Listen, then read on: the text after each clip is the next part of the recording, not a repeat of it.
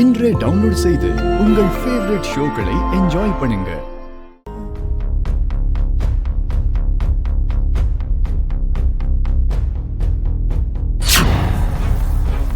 உட்காருங்க மாமா. மாமா பக்கத்துல இருக்கிற சேர் என்னோடது. மாமா, எங்க அக்கா பருப்பு மாங்காய் ரொம்ப டேஸ்டா பண்ணுவாங்க. பரிமாறுக்கா?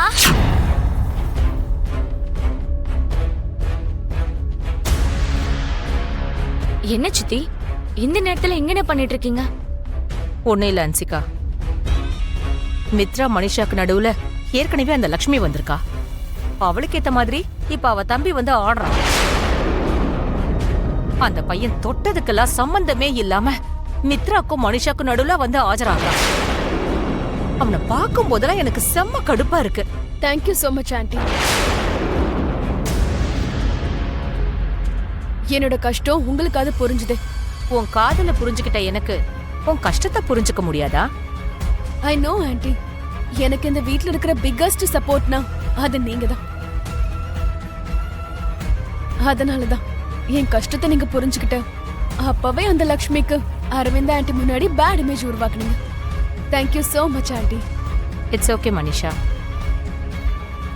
ஆனா ஒரு விஷயம் மட்டும் ஞாபகம் வச்சுக்க, இந்த தோஷம் பரிகாரம் மேலெல்லாம் எனக்கு சுத்தமா நம்பிக்கை இல்லை.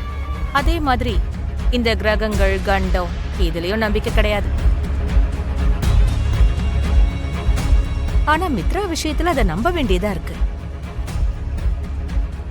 ஏன் சொல்றேன்னா, மித்ராவை சுத்தி நிறைய கண்டங்கள் இருக்குன்னு சாட்சிகளோட நமக்கு ப்ரூவ் ஆயிருக்கு. மித்ராவோட நலம் விரும்பியா இருக்கிறதுனால நானும் அதையெல்லாம் ஏத்துக்க வேண்டியதா இருக்கு. மித்ரா நமக்கு வேணும். அதனால லக்ஷ்மிய நாம நல்லபடியா பாத்துக்கணும். அதென்ன ஆண்டி இப்படி சொல்றீங்க? லக்ஷ்மி உங்க எல்லாரையும் நல்லா கவனிச்சுக்கிட்டு அவ உங்க எல்லாருக்கும் நெருக்கமாயிட்டானா கடைசியில ஏன் நிலைமை என்ன ஆகுறது? நான் சொல்றத முதல்ல முழுசா கேளு. மித்ராவை சுத்தி இன்னும் 13 மாசம் வரைக்கும் இந்த கண்டங்கள் எல்லாம் இருக்கு. சோ அது வரைக்கும் லக்ஷ்மியோட கைய மித்ரா விடக்கூடாது. அதே நேரம் லக்ஷ்மி இந்த வீட்ல இருக்கிற வரைக்கும் அவ இந்த நந்தன் குடும்பத்துக்கு ஏத்த மருமகளே கிடையாது அப்படின்னு நாம நிரூபிச்சாங்க. நம்ம ஃபேமிலி ஸ்டேட்டஸ்க்கு அவ ஒத்து வர மாட்டான்னு அரவிந்த் அக்காவை நினைக்க வைக்கணும். மித்ராவுக்கு ஏத்த மனைவி அவ கிடையாதுன்னு அரவிந்த் அக்காவை நாம சொல்ல வைக்கணும். அப்படி மட்டும் பண்ணிட்டா இந்த 13 மாசத்துக்கு அப்புறம் அரவிந்த் அக்கா கொஞ்சமும் யோசிக்காம மித்ராவையும் லக்ஷ்மியையும் பிரிச்சு உன்னையும் மித்ராவையும் சேர்த்து வைப்பாங்க. ஆண்டி, டோன்ட் யூ திங்க் நம்ம ஓவரா பயப்படுற மாதிரி இல்ல? இது பயம் இல்ல மனிஷா, கவனமா இருக்கிறது.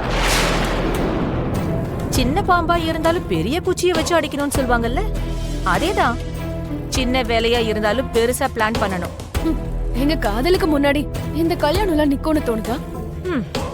நான் தான் ஏற்கனவே சொல்லிட்டேனே மனிஷா, தாலிக்குன்னு இருக்கிற மகிமையே வேற.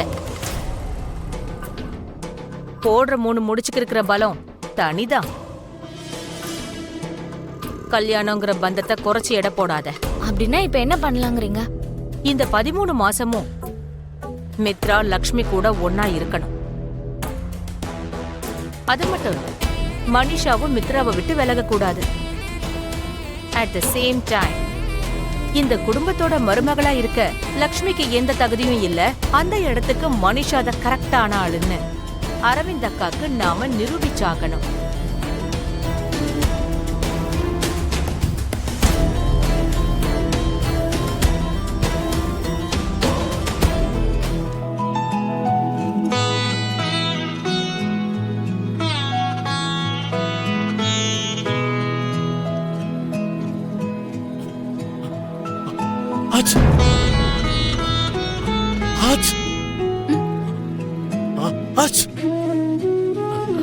என்னங்க அது? என்னாச்சு? ஏற்கனவே உங்களுக்கு தும்மல் வருது, இதுல நீங்க தலைக்கு வர குளிச்சுட்டு வந்திருக்கீங்க. தலையை துவட்டாமே நீங்க இப்போ ரெடி ஆயிட்டு இருக்கீங்க. ஜலதோஷம் அதிகமாயிடாதா?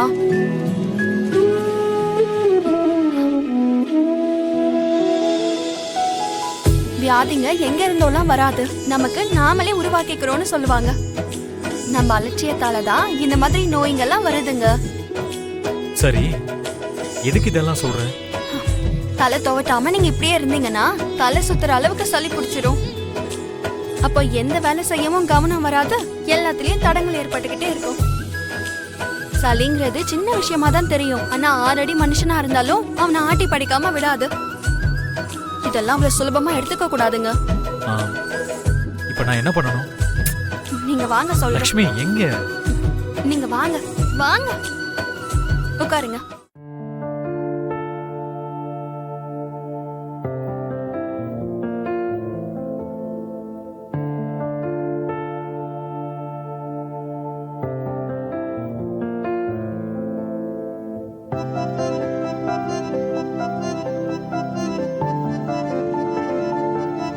இன்னும் ஒரு 2 நிமிஷத்துல உங்க முடி காஞ்சிரும் பாருங்க.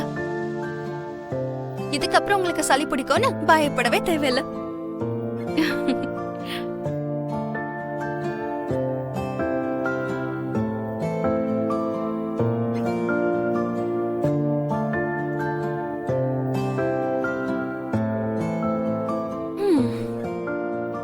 இந்த மாதிரி ஈர துணிங்களை கண்ட இடத்துல தூக்கி போட்டுட்டா அங்க இருந்து தான் பாக்டீரியா உண்டாகும். அப்படிதான் நம்ம உடம்புல பாக்டீரியா வரும். ஈர துணிங்க எல்லாத்தையும் வெயில்ல தான் காய வைக்கணும்.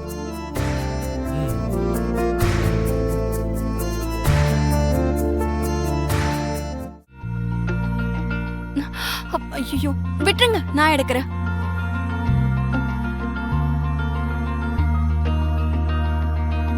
நான் செய்யற சில விஷயங்கள் உனக்கு பிடிக்கலைனாலும் அதை எதையும் நீ பெருசா பிரச்சனையாவே பாக்குறது இல்ல. நீ ரொம்ப பொறுமைசாலி லக்ஷ்மி.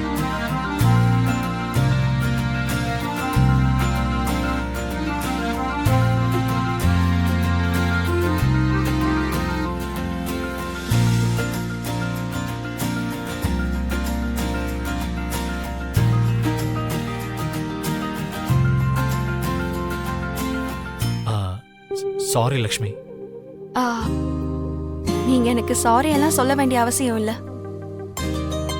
எல்லா விஷயங்களையும் எல்லாரும் ஒரே மாதிரி பண்ணுவாங்கன்னு எதிர்பார்க்க கூடாது. சிலதை என்ன மாதிரி உங்களால பண்ண முடியாது, சிலதை உங்களை மாதிரி என்னால பண்ண முடியாது. அதெல்லாம் பிரச்சனையா பார்க்காம புரிஞ்சு நடந்துகிட்டா எந்த பிரச்சனையும் கிடையாது.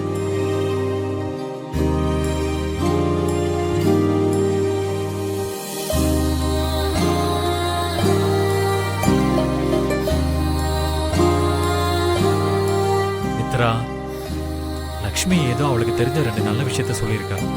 அதை கேட்டு நீ மெஸ்மரைஸ் ஆயிடாத, மயங்கிடாத, புரிஞ்சுதா?